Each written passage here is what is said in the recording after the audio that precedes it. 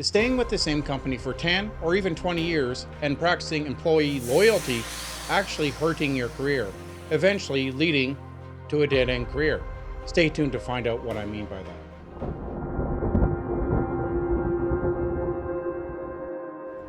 I still remember when I was leaving that company and transitioning to another company.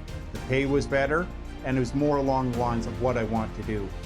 However, I'll never forget my amazement when I looked at the headlines for my job posting and I saw... For those of you new to my channel, welcome. I'm Aaron, a 20-year corporate accountant and analyst working in Western Canada. I've actually been, on the one side, being interviewed by numerous employers, and on the flip side, I've been on the panel of people actually conducting the interview. So I know both sides of the coin. So I worked for a large oil and gas company. It was about 2,000 people that it employed. And there were rumors going around a number of years ago that the company wasn't performing very well. That was taking on a lot of debt, that there were rumors that our market share was starting to drop, there might be layoffs, and people were getting worried. So one day, we get called down, everybody, every employee, to a big lobby. And there's about 1,500 people gathered there. And people started wondering what the meeting was about. And eventually the CEO gets up and he starts talking, explaining how the company is performing perfectly fine, that there's no need to worry, there's a slight dip in our market share, but there is no need for panic. And everybody was kind of wondering because mid-level managers had been leaving. They had just quietly been going to other companies, and we noticed this for about a year that this was happening. But the CEO reassured us there was no need to worry, that everything was perfectly fine. So eventually we get called back a year later, and the CEO reveals that no, in fact, we weren't doing that well, that we were taking on a lot of debt, that we were having problems, and that layoffs were soon coming, which they followed for a number of years. They did it in stages. So eventually, people that had been there 10, 15, 20 years were slowly getting let go as HR went through and started evaluating every person, deciding who is expendable, who they need to keep, and assigning different roles to people. So it just goes to show that anybody is expendable at any time. They are replaceable, and you should always hedge your bets and look for alternate work, or at least have a backdoor option available to you always, so that you're not left scrambling, wondering what your next move is going to be. The average person stays in their job about 4.4 years. This equates to a person having 10 different jobs throughout their career. I myself have worked about 25 different jobs, everything from a fast food clerk and a grocery clerk to a general laborer to a capital accountant, supervisor, and manager. So I have a wealth of experience to offer people. However, to get ahead in this day and age, you need to really strongly consider and make smart moves every 2 to 5 years. Be switching jobs if you want to propel your career forward. A smart strategic person makes calculated moves every 2 to 5 years to further advance their career.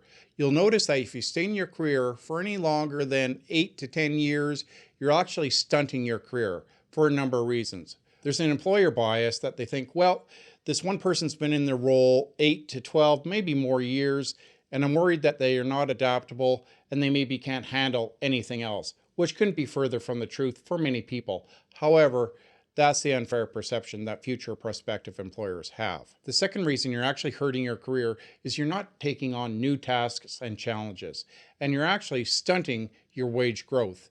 Eventually, once you've been in your role longer than 5-6 years, you start to encounter wage stagnation, in that your wages won't increase as much as inflation. Employers will normally toss out a 1 to 3% raise increase just to compete and match inflation. However, if you have a record year like we just had and inflation is 6 to 8%, you're actually making less money than you did the year before, despite having another year of experience, learning the systems better, fitting with the company culture better. So it's kind of unfair. However, if you were to consider switching jobs at strategic times when the labor market is good and it's the right time for you, you actually will notice a 10 to 30% increase in your pay.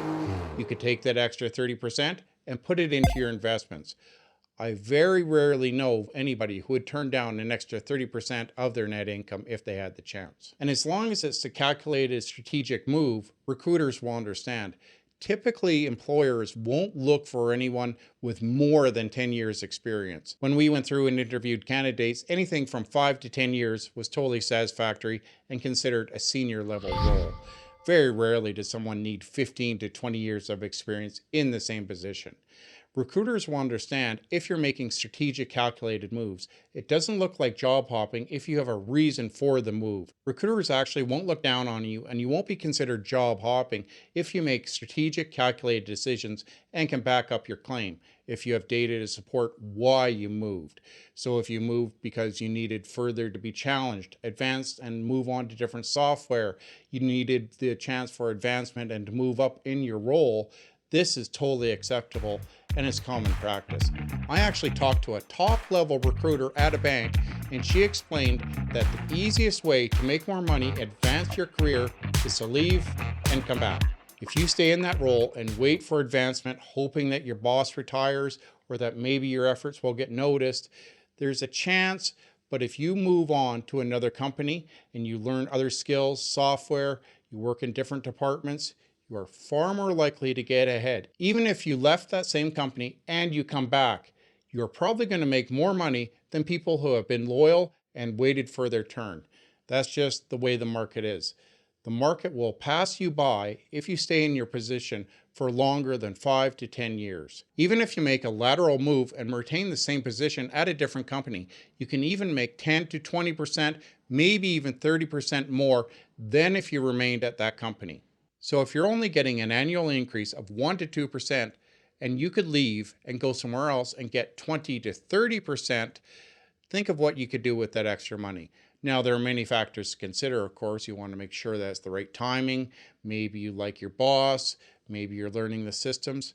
However, many people have been pigeonholed and get sidetracked into staying with one company for too long, and then they find it's difficult getting out and transitioning to something else. Hey, if you found like you got something out of this video, would you do me a favor and hit the like button, as it tells the YouTube algorithm that I made a good video that's decent, that people are getting value out of.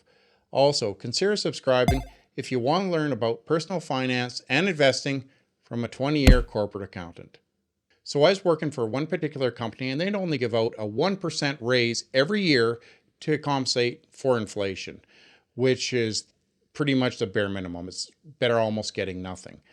And so I asked numerous times, I asked my boss and my boss's boss if I could have a raise. I explained that I was doing the work of 2 people compared to everybody else in similar industries, that I was making less than them. I showed my efforts, I was managing the building, and I asked twice for a raise, and I was denied. I never heard anything back. They said, they pretty much pretended like they didn't get the email and that they'd look into it. But I got crickets. I never heard anything. And I was kind of bummed out. And eventually I decided, after 2 attempts, asking for a raise very politely, strategically, citing what I had done, citing my efforts, everything like that, laying out what I had done, how I had streamlined processes, managed the building, I decided to move on and went to another job for more pay. And as I was leaving, I saw posted online my job, and I noticed that the salary, I still remember to this day, leaving that company and transitioning to another company. It was better pay and more along the lines of what I want to do. However, I was just amazed at the job posting for my position when I saw it, and on the front page of the ad, it was $7,000 to $8,000 higher than what I had been getting paid. So this just reconfirmed to me I was underpaid the whole time. So I'll start with 2 scenarios. One is Mike. He's a junior accountant. He just started with the company. He works really hard. He's put in his time. He meets all his deadlines. And he just kind of does what's requested of him. He's not really assertive. He's not a go-getter. He just kind of does the minimum of what's expected. And that's fine. But eventually he's thinking, well, I'd like to get promoted. So he asked for a raise. He asked to get promoted to a higher position. And the company is kind of worried, well, I don't really think Mike has what it takes. He doesn't do anything to stand out. He's not a go-getter. And so they hire from outside the company. And Mike stays there for a number of years because, well, his salary is pretty good. So he's getting a bump next year, another week of vacation, a few small 2 to 3% raises. So it's not bad. He needs this job. So he stays there, keeps putting in his time, hoping that his manager will eventually retire, but he's not really sure because she's only about 50, 55, so she's not quite at the age yet. But he wants to remain loyal, so he puts in his time, stays with the company. 5, 6 years later, the company hires an outside person, and he quietly talks to that person and finds out that she's actually making $5,000 more than what he's making. Now, he's not supposed to know the salaries, so he can't really say anything, but he's kind of bummed out. He's shown company loyalty. He's been with the company a number of years, and he can't understand why he's getting passed over for promotions, what he's really doing wrong. He's showing up on time. He hardly ever misses a day. He's being loyal, and it just baffles him. So in our second scenario, Michelle, she also starts off with the company. She's a junior accountant too. She starts looking into, well, maybe I want to get my CPA. So she gets her CPA early because she knows she wants to move up.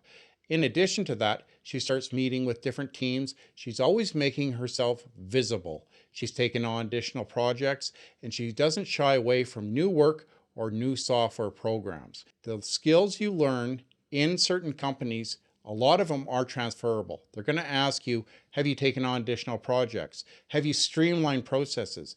So she realizes that so many of this, even though it's additional work, can be transferred onto other companies and look great on resumes. So she starts strategically mapping out where she sees her career going. So she knows that, well, the supervisor or manager role that I want to go into, they're going to require a checklist of things. Have you led a team? Have you worked with projects? Have you streamlined processes? So she starts checking off. Even though it's not required, she wants to have a checklist that she's gone through of things she's met and accomplished. She realizes that just doing the bare minimum doesn't stand out. You're not seen as a superstar. You're not seen as spectacular. You're just seen as average like Mike was. So she wants to go above and beyond. This is the problem that most people run into, is that they don't think strategically, well, I want to go here. So to get to that part in my career, I have to check off this. I have to be able to say I did this and this. This is what I've done with my career. I had a checklist and strategically made moves where I said, well, if I stay in this position, pretty soon, if I'm here longer than 6 or 7 years, people realize or think that that's all I can do.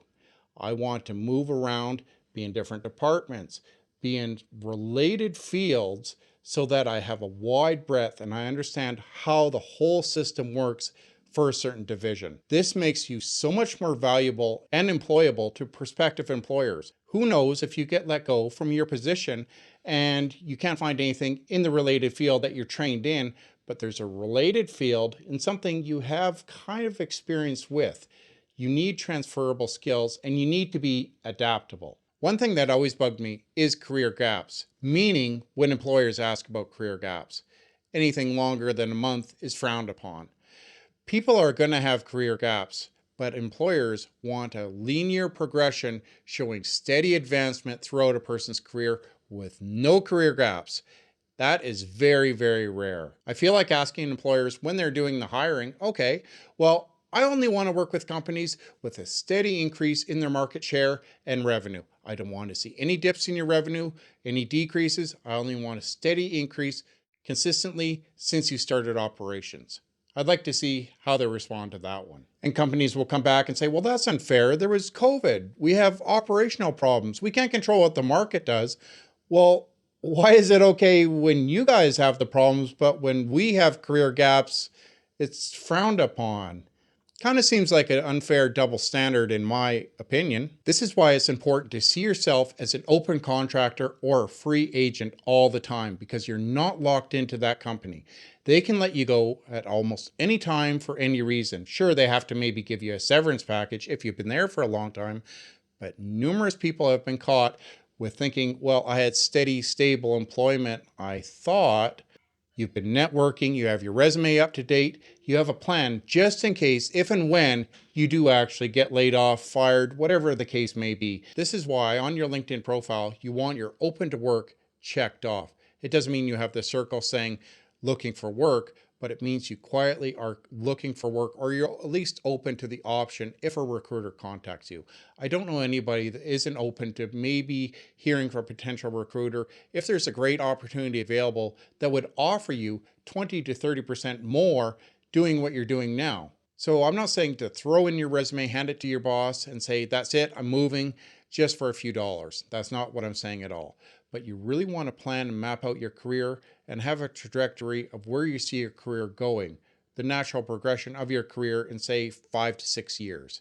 Also, you want to really map out and carefully be strategic in when you're leaving, the job market you want to consider, how shaky it is at times, and you want to think and plan these things. But just keep it in the back of your mind that, well, I want to have a backup plan just in case things don't go exactly according to plan. Where do I see myself in 10, 15 years from now? Do I want to be doing the same position? Do I see myself doing my boss's position? Do I see myself doing something slightly different? You want to keep these things in mind and consider it. It's great to have diversification, have a wide breadth of experience because you can offer that to future prospective employers.